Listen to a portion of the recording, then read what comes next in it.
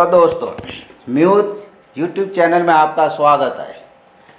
हिंदी कक्षा 11 पाठ 6 भारत माता की जय। इसके लेखक हैं पंडित जवाहरलाल नेहरू। पंडित जवाहरलाल नेहरू का जन्म सन 1889 और मृत्यु सन 1964 में हुआ था। पंडित जवाहरलाल नेहरू का जन्म इलाहाबाद शहर में हुआ था। पिता पंडित मोतीलाल नेहरू पेशे से वकील थे। जवाहरलाल की शिक्षा इंग्लैंड में हुई थी। स्वदेश आने के बाद वे गांधी जी के साथ स्वतंत्रता संग्राम में शामिल हो गए। इस कार्य के लिए वे कई बार जेल गए।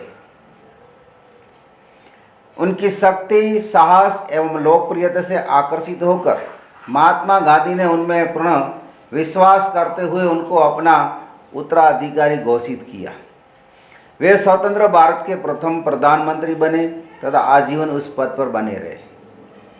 विश्व शांति के प्रखर हिमायती नेहरू जी बहुमुखी प्रतिभा के धनी थे। वे कुशल राजनीतिक, गंभीर विचारक तथा सफल साहित्यकार थे। मेरी कहानी, विश्व इतिहास की झलक, भारत एक खोज, डिस्कवरी ऑफ इंडिया इनकी प्रसिद्ध रचनाएं हैं।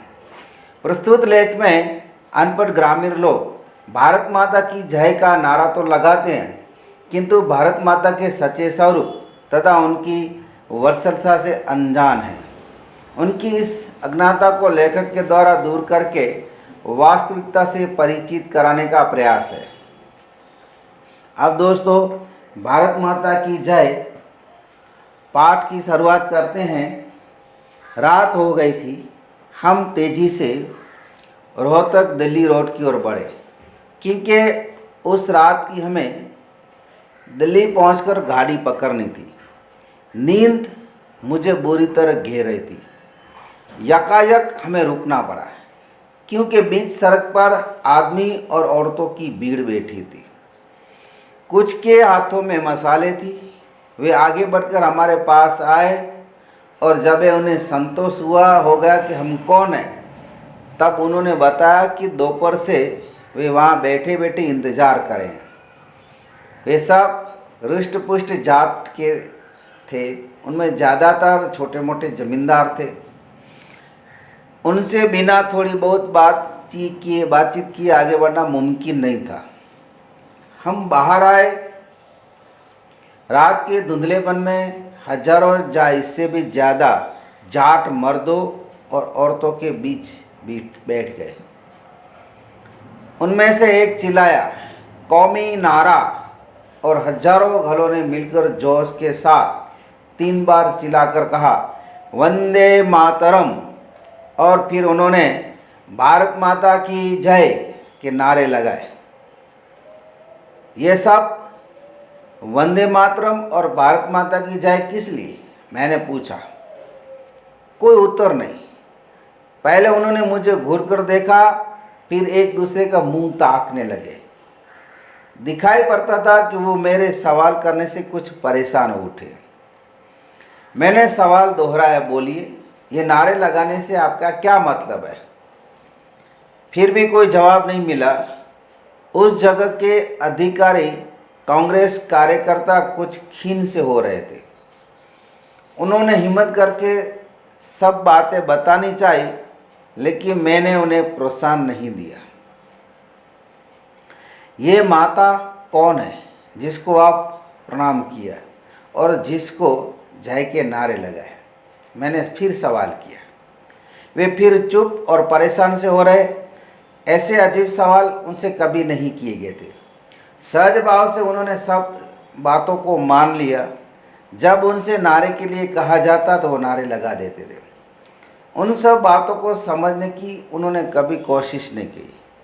कांग्रेसी कार्यकर्ता ने नारे लगाने के लिए कहा, तब वे उज्र कैसे कर सकते थे? वे तो खूब जोर से पूरी ताकत लगाकर चिल्ला देते थे।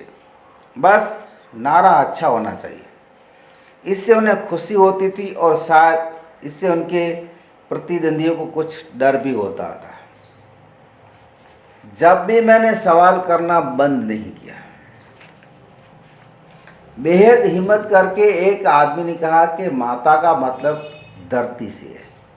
उस बेचारे किसान का दिमाग धरती की ओर गया, जो उसकी सच्ची माँ है, भला करने और भला चाहने वाली। कौन सी धरती? मैंने फिर पूछा, क्या आपके गांव की धरती, या पंजाब की, या तमाम दुनिया की? इस पेचीदे सवाल से वो परेशान हुए। तब बहुत से लोगों ने चिल्लाकर कहा कि इस सब का मतलब आप ही समझाइए, कुछ भी नहीं जानते और सारी बातें समझना चाहते। मैंने उन्हें बताया कि भारत क्या है, किस तरह वो उत्तर में कश्मीर और हिमालय से लेकर दक्षिण में लंका तक फैला हुआ है। उसमें पंजाब, बंगाल, बम्बई, मद्रास सब शामिल है। इस महाद्वीप में उनके जैसे करोड़ों किसान हैं, जिनकी उनके जैसी ही समस्या है। उन्हीं की सी मुश्किलें और बोझ वैसे ही कुचलने वाली गरीबी और आफतें।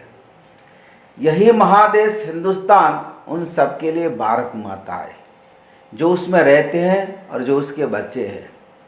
भारत माता कोई सुंदर, बेबस, असहाय नारी नहीं है, जिसके धरती तक लटकाने वाले लंबे बाल हो, जैसे अक्सर कल्पित तस्वीरों में दिखलाया जाता है।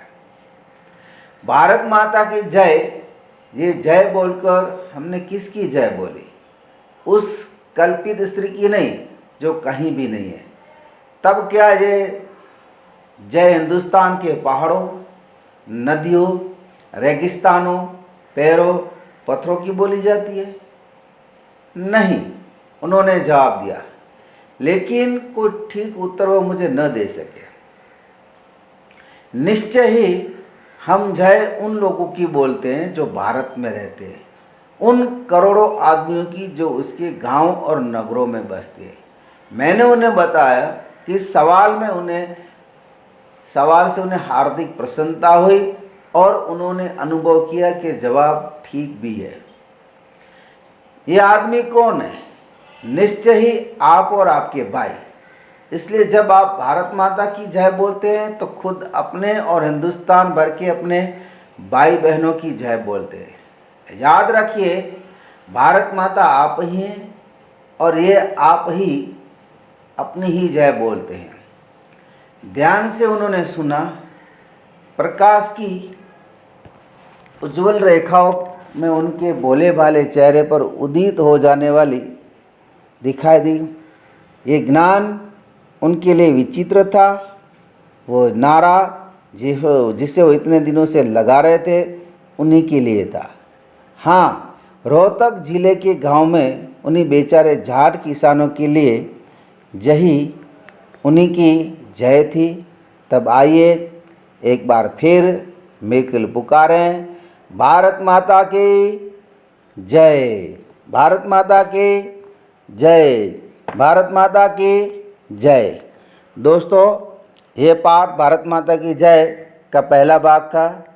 दूसरे भाग के अंदर भारत माता की जय पाठ का सार और उसके प्रश्नों की हम चर्चा करेंगे। खुदा हाफिज़।